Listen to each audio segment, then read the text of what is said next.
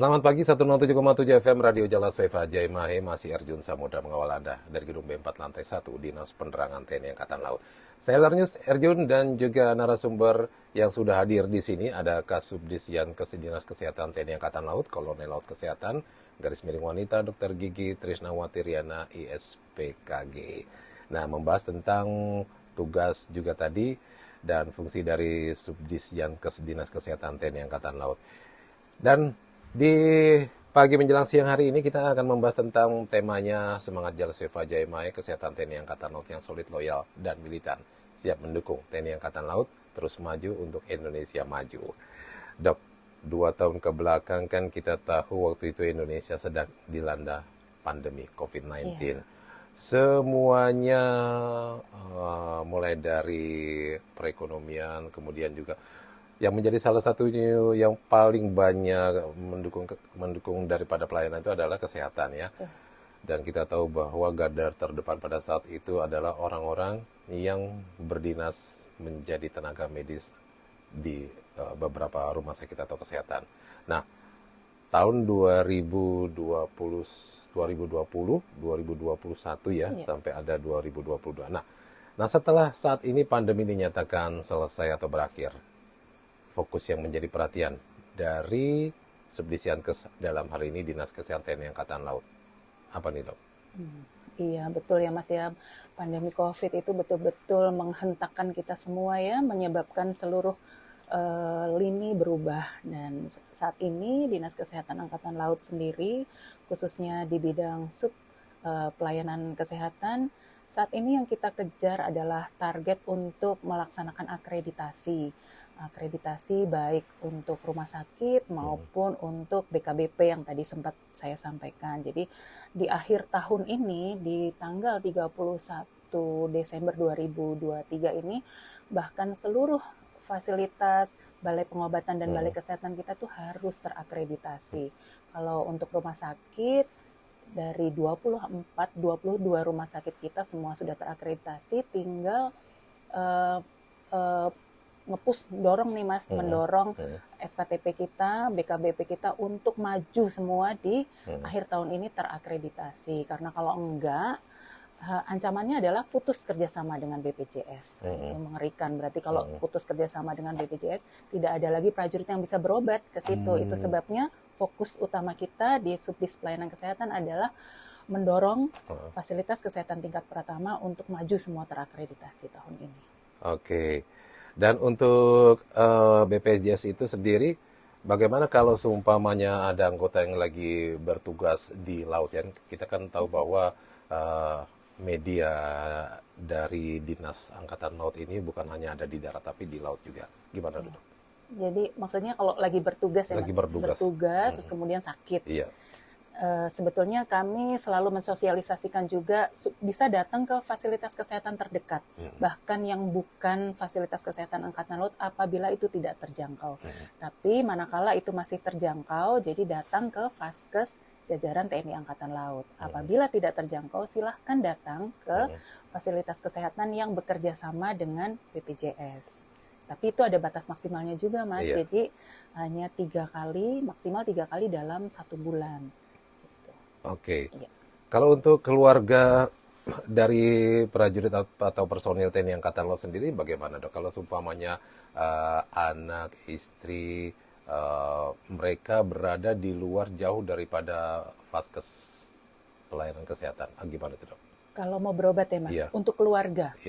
Untuk keluarga bebas Mas. Jadi untuk keluarga itu anak dan istri dipersilahkan untuk ke Faskes terdekat sesuai dengan domisili terdekat itu. Jadi misalnya nih Mas Erjun sedang dinas ke Padang atau ditugaskan ke Padang, kemudian putra putri dan istri ada tetap di Jakarta.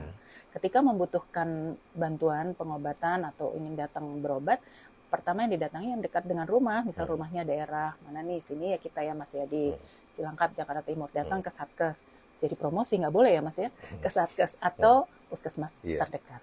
Gitu. Betul. Kalau Ini kan mungkin yang baru berusia di bawah 25 tahun. Nah, kalau untuk Iya, anak yang untuk berusia di atas 25 tahun kan otomatis harus selesai menjadi BPJS Mandiri mandiri, ya. Nah, betul. ini Ya, prosesnya bagaimana, Dok? kita bisa download Mas, download dulu Hmm, aplikasi JKN, hmm. kemudian mendaftar secara mandiri, bisa. Itu seperti kita daftar di itu. Hmm. Jadi download aplikasi JKN lewat HP, kemudian mendaftar secara mandiri. Oke, gampang berarti sekali ya. Sangat gampang. Sangat gampang. Cuman Nah, belum tersosialisasi dengan baik mungkin ya Mas ya. betul Iya, sekali. Itulah pentingnya yang namanya sosialisasi karena kan mungkin masyarakat ataupun juga halayak di luar sana termasuk juga dari keluarga besar kita sendiri ada yang tahu ataupun ada yang tidak tahu. betul, betul. Nah, pada saat mungkin akan menggunakan BPJS-nya tiba-tiba dinyatakan BPJS-nya tidak Tidak berlaku. berlaku. Oh, salah satunya seperti itu. Oke. Nah, tadi kan dokter sudah eh, menyampaikan fokus dari perhatian Dinas Kesehatan khususnya setelah masa-masa pandemi di saat-saat ini. Nah, kalau kita tahu bahwa memang pemerintah dalam hal ini TNI Angkatan Laut juga lebih sering menggencarkan yang namanya eh, penurunan angka stunting. Nah, itu menjadi salah satu fokus perhatian juga nggak dari Subdis Yankes atau Dinas Kesehatan TNI Angkatan Laut itu sendiri? Stunting itu sebetulnya masuk ke program nasional. Jadi pasti menjadi fokus juga perhatiannya Dinas Kesehatan Angkatan Laut. Tapi untuk stunting Mas, dia masuk ke bagian Kesprev, kesehatan preventif. Jadi yang seperti tadi saya sampaikan bahwa di Diskesal itu kita punya Subdis, salah satunya kami Yankes dan salah satunya Kesprev. Dan untuk penurunan angka stunting itu menjadi domainnya bagian kesehatan preventif. Tapi kebetulan saya tahu sedikit juga karena sebelum saya berdinas di Subdis Yankes ini saya sempat di Rumah Sakit Marinir Cilandak, di mana di sana saya memegang juga salah satu poinnya program nasional dan ada stunting. Itu menjadi ini kita perhatian kita Mas. Jadi menjadi perhatian Dinas Kesehatan Angkatan Laut. Oke, jadi kalau kita melihat dari penugasan Dokter Trisna ini sendiri luar biasa ya. Dari Dinas Kesehatan Angkatan Laut, kemudian ke Ladogi, ke RSAL, ke Armada, Armada, terus ke Korps Marinir ya, Rumah Sakit Rumah Marinir, Sakit Marinir. kemudian balik lagi ke sini, akhirnya menjadi Kasubdis dengan melatih 3. Kalau ketemu ke saya Alhamdulillah. kemarin masih eh, Mayor. mayor Mayor apa ya, Mas? kapten ya? Kapten, mayor ya Mas ya. Iya, Iya. luar biasa. Alhamdulillah. Alhamdulillah. Alhamdulillah.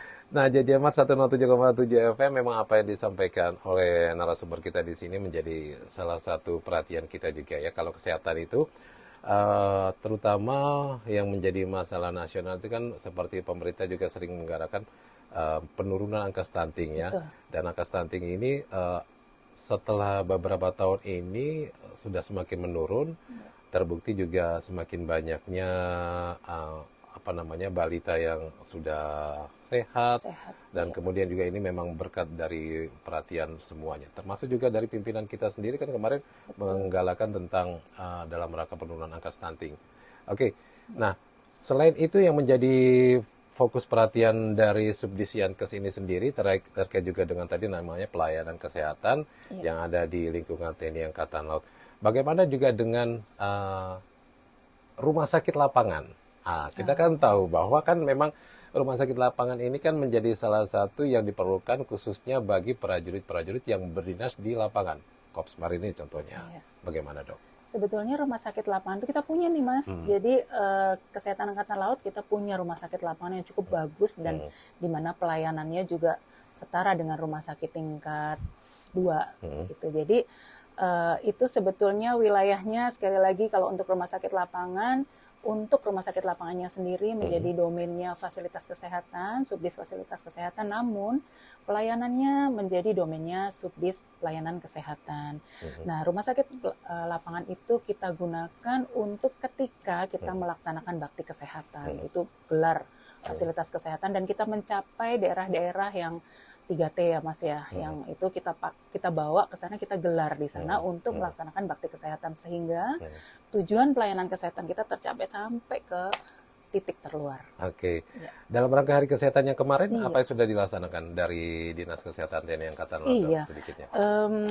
Baru-baru ini kita melaksanakan Hari Kesehatan Angkatan Laut ya Mas betul. ya. Banyak sekali kegiatan yang sudah kita laksanakan. Di antaranya tadi kalau pelayanan kesehatan kan anjang sana, anjang sini ya Mas, anjang sana. Kemudian yang baru saja terlaksana adalah olahraga bersama kita juga laksanakan. Kemudian ziarah ke makam para pahlawan yang nama-namanya dipakai untuk fasilitas kesehatan kita. Contohnya rumah sakit kapal. Rumah sakit kapal itu ada Dr. Suharso, kemudian Dr. Rajiman Widyodiningrat, itu kita pakai dan itu kita ziarah sama kepada para pendahulu, mantan-mantan Kadis Kesal. Di samping ziarah, kita melaksanakan sarasehan, kemudian seminar internasional.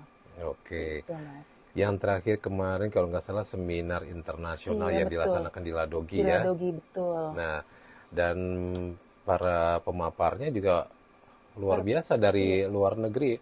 Para pemaparnya ada dari militer dari luar negeri, juga dari kita, Mas. Dari kita juga Dari ya. kita juga, tenaga-tenaga kesehatan kita. Jadi moto kita itu, Mas, tidak hanya pembicara dari luar, namun kita ingin menyampaikan atau pesan yang ingin disampaikan oleh Bapak Kadis Kesal dalam penyelenggaraan seminar internasional itu adalah menciptakan sumber daya dari lokal tapi mampu bersaing secara global. Oke. Sumber daya dari lokal tapi mampu bersaing secara global. Itu memang yang harus kita lakukan. Jadi jangan kemana-mana. Dok, kita akan beri sejenak mendengarkan deretan lagu-lagu dan kemudian kita akan kembali bersama dengan Erjun dan juga narasumber kita Kolonel Trisna tetap di 107,7 FM.